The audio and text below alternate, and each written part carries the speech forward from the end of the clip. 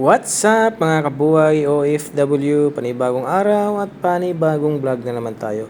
Ito na yung pangatlong compressor natin mga kabuhay OFW, no, sa pagpapalit natin ng oil,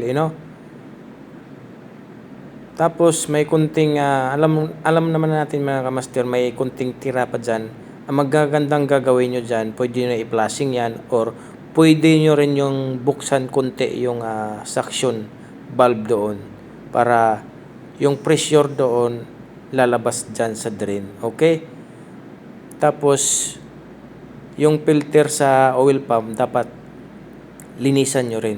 Okay? Hindi lang yung doon lang tayo pagpalit ng oil, yun lang ang gagawin natin. Hindi. Dapat pag may mga ganito sa oil pump na filter, linisan nyo.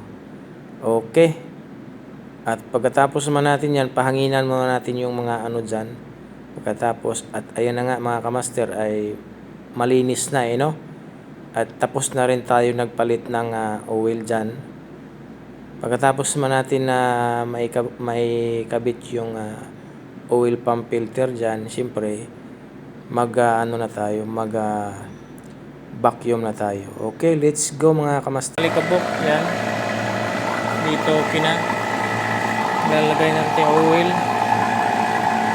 Ito na yung vacuum natin. Discharge, suction.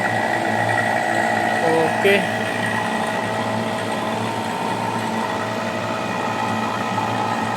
Yan na mga master, okay na ito. Hindi naman to bali ito lang naman yung compressor ang pinabacuum natin, hindi naman yung buong system. Kita nyo naman yan eh. Okay, pwede na yan. Sarado muna natin to. Sarado muna natin bago natin i-off yung Okay, thank you.